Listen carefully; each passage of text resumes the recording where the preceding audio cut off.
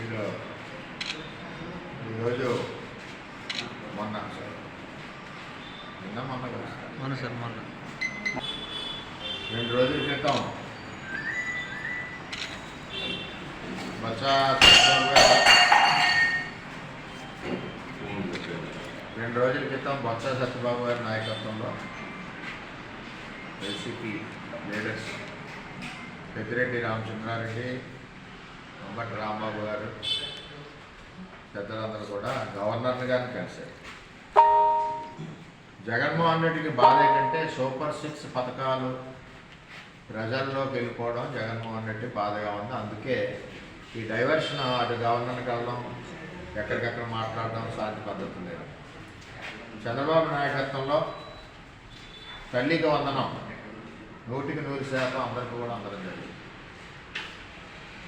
అదేవిధంగా ఉచిత బస్ ప్రయాణం ఇస్తున్నాం.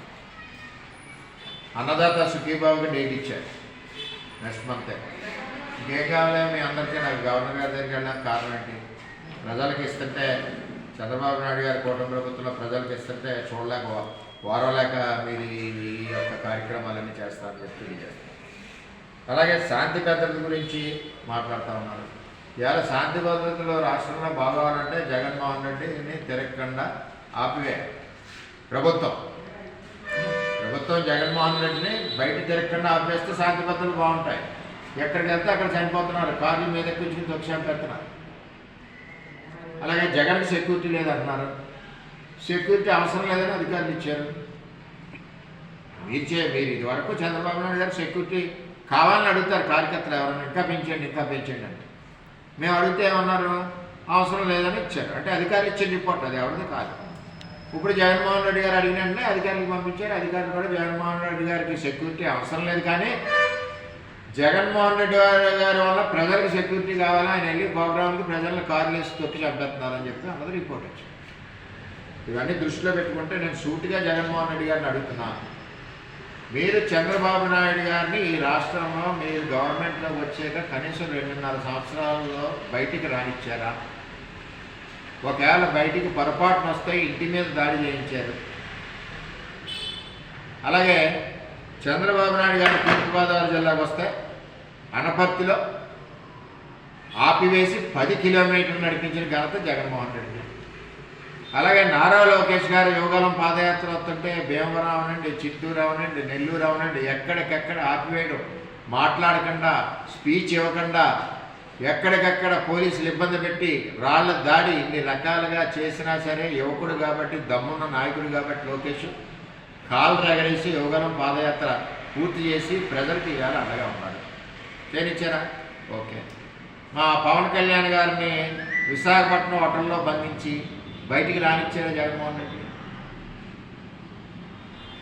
ఇవన్నీ కూడా ఒకసారి మీరు ఆలోచించుకోండి.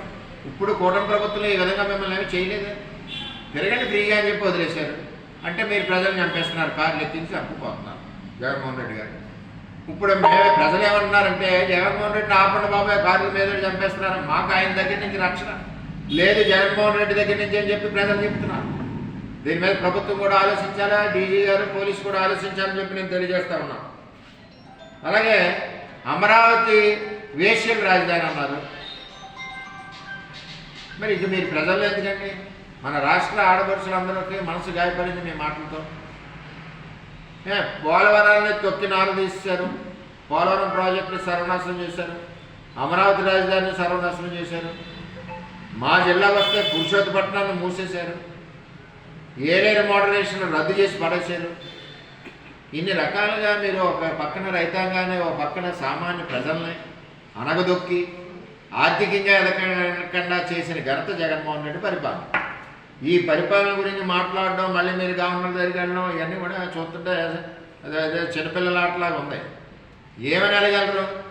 ఏం తప్పు చేసింది కూటమి ప్రభుత్వం చంద్రబాబు నాయుడు? చూపించండి దమ్ముంటే. లేని కూడా ఇస్తూ ఉన్నారు ఎక్కడికక్కడికి. డిఎస్సి పిలిచారు, ఉద్యోగాలకి ఇండస్ట్రీస్ వచ్చినాయి, ఇంకేంగా 9 లక్షల కోట్లు పెట్టుబడి వచ్చింది. ఒక పక్కన ఉద్యోగాలు వరదలా వస్తున్నాయి లోకేష్ నాయకత్వంలో. ఇవన్నీ చూసి అసూయతో ఈవేళ ఇది డైవర్షన్ చేయాలి, అన్నదాత సుఖీబాబుకి ఇచ్చేస్తున్నాడు చంద్రబాబు నాయుడు. ఎలా ఇచ్చేస్తున్నాడు? ఇది డైవర్షన్ చేయాలి. లేడీస్ బస్సు ఎక్కేస్తున్నారు, ఇది డైవర్షన్ చేయాలి. తల్లికి వందలు వచ్చిన పిల్లలు స్కూల్కి ఆగి వెళ్ళిపోతున్నారు. మీరు తల్లిలు కడుపు శోకం పెట్టారు జగన్మోహన్ రెడ్డి గారు, ఒక్కడికి ఇచ్చారు. ఇలా ఎంతమంది పిల్లలు ఉంటే అంతమంది పిల్లలకి ఇస్తున్నారు. కుటుంబం అంతా ఆనందంగా ఉంది. మరి ఇటువంటి అసూయపడి పార్టీ తిరగనివ్వడం కూడా తప్పు. మమ్మల్ని తెలుగుదేశాన్ని తిరగనిలేదా 2 ఏళ్ళు, బయటకు వస్తే కేసులు. చేత వెంటనే రాష్ట్ర వ్యాప్తంగా జగన్మోహన్ రెడ్డి పర్యటనని ప్రభుత్వాలు ఆపివేయాలని చెప్పి కోరుకుంటున్నారు. ఎందుకంటే ప్రజలే కోరుతున్నారు. ఏ ఊరు వెళ్తే ఆ ఊరు కారు లెక్కించి చంపేస్తున్నారు. ఇది ఎలాగుంటే జగన్మోహన్ రెడ్డి గారు మీ హయంలో ఎక్కడో రాయలసీమ నుంచి మా నియోజకవర్గం కొడవల వరకు కూడా మీరు వచ్చేసారు. మీ విజయానంద రెడ్డి గారు అడ్డగోలుగా రాష్ట్రంలో గనులన్నీ కొట్టేశారు. అందులో ఒక భాగం కొడవలి. ఆఖరికి పురావస్తు శాఖలో ఉన్న కొండలను కూడా కొట్టాతలు పడేశారు. అందులో భాగం మా నియోజకవర్గంలో కొడవలి ఒకటి. ఆ బుద్ధుడి విగ్రహం కూడా ఉంది. అది ఏ రాత్రి పగల కొట్టేస్తారో తెలియదు, ఏ రాత్రి ఆ విగ్రహం తీసి పడేస్తారో తెలియదు. అక్కడ 4 బావులు బౌద్ధిస్టులు నీళ్లు తోడుకుని మంచినీళ్ళు తాగి బావులు 4 ఉండాలి. 4 కూలగొట్టేసి మట్టేసి కప్పేసేసారు. అవన్నీ వస్తాయి బయటికి. ఆర్కియాలజీ డిపార్ట్మెంట్ నుంచి ఎన్ఓసి కావాలి. రాష్ట్ర వ్యాప్తంగా మీరు ఆర్కియాలజీ కొండలన్నీ కొట్టేశారు. అన్నింటికి ఎన్ఓసి కావాలి కదా, అందులో మా కొండలు ఒకటి. ఈ విధంగా చేస్తుంటే అప్పుడు తెలుగుదేశం పార్టీ అలుపెరగని పోరాటం చేసింది. మాతో జనసేన చేసింది, బీజేపీ చేసింది. ఆపాం ఆవేళ. దాన్ని సడన్గా మీరు మొదలు పెడితే మేము అధికారుల దృష్టిలో పెట్టాం. ఈవేళ అధికారులు కూడా ఎక్కడైతే చట్టానికి వ్యతిరేకంగా ఉన్నాయో అట్ల మీద ఉక్కుపాదం మోపుతున్నారు. ఈవేళ జిల్లా కలెక్టర్ గారు రావచ్చు, గనుడు మైనింగ్ డీడీ కావచ్చు, ఎవరైనా సరే కంప్లైంట్ ఇచ్చినట్టే దాని మీద వెరిఫికేషన్ వెళ్ళారు. తప్పులే ఉన్నాయి. అప్పుడు ఇచ్చిన ఫైల్ ఇది. ఒకటి గుర్తుపెట్టుకోండి ప్రెస్ వారు అందరూ. ఇప్పుడున్న కూటమి ప్రభుత్వానికి సంబంధం లేదు. అప్పుడు జగన్మోహన్ రెడ్డి టైంలో ఈ బౌద్ధరామ యొక్క స్తూపాలు ఉన్నాయి, ఆధారాలు ఉన్నాయి, బౌద్ధుల యొక్క నూతులు ఉన్నాయి. ఇవన్నిటిని కూడా కూలగొట్టి ఆ రోజు ఎన్ఓసీలన్నీ పక్కకు పెట్టేసి పక్కదారి మలిపించేసి వేల చెట్లు ఉంటాయి, జీడి మామిడి చెట్లన్నీ కొట్టుపడేసి పర్మిషన్ లేకుండా రైతులను బయటికి దోసి జగన్మోహన్ రెడ్డి పరిపాలన ఇది ఈ విధంగా ఉంది. దానికి మచ్చు తొనక మా పిఠాపన అని చేత దీని మీద ఈవేళ సడన్గా అర్ధరాత్రిగా మీరు మొదలుపెట్టేసరికి మేము పోరాడాం. తెలుగుదేశం పోరాడింది, జనసేన పోరాడింది, బీజేపీ పోరాడింది. కూటమి ఎందుకుంటుంది?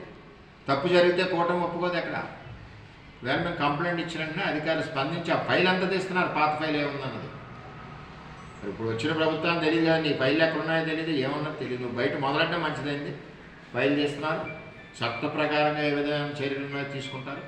నిజంగా చట్ట ప్రకారంగా జగన్మోహన్ రెడ్డి ఇచ్చుంటే పనులు ప్రారంభించుకోవచ్చు, అందులో ఇబ్బంది లేదు. ఈ విధంగా రూల్స్ తొంగలోకి తొక్కి జగన్మోహన్ రెడ్డి ఈ రాష్ట్ర వ్యాప్తంగా గనులు దోపిడీ చేయడం జరిగింది. అందులో భాగం కొడవలి. అటువంటి ఏదైతే ఉన్నాయో ఎన్ఓసీలు లేకుండా ఈ విధంగా రూల్స్ అతిక్రమించిన ఏవైతే ఉన్నాయో వాటన్నిటి మీద కూడా కూలంకుషంగా ప్రభుత్వం వెరిఫై చేసి చర్యలు తీసుకుంటుంది. అందులో రాజీ లేదు. కూటమి ప్రభుత్వంలో నిజంగా కరెక్ట్గా ఉన్నాయి, పనులు ప్రారంభిస్తుంది. తేడాగా ఉన్నాయి, చర్యలు తీసుకుంటారు. అంచేత నీ హయంలో రాష్ట్ర వ్యాప్తంగా గనుల దోపిడీ, రాష్ట్ర వ్యాప్తంగా భూ దోపిడీ, రాష్ట్ర వ్యాప్తంగా ఇరిగేషన్ ప్రాజెక్టులన్నీ సర్వనాశనం చేసింది, రాజధాని సర్వనాశనం చేశారు. ఈ విధంగా ఉన్న మీ ప్రభుత్వం గురించి ఈవేళ కలెక్టర్ గారు మన గవర్నర్ గారి దగ్గరికి వెళ్ళి మీరు చెప్పడం ఇవన్నీ కూడా చాలా మాకు చిరతనంగా ఉంది.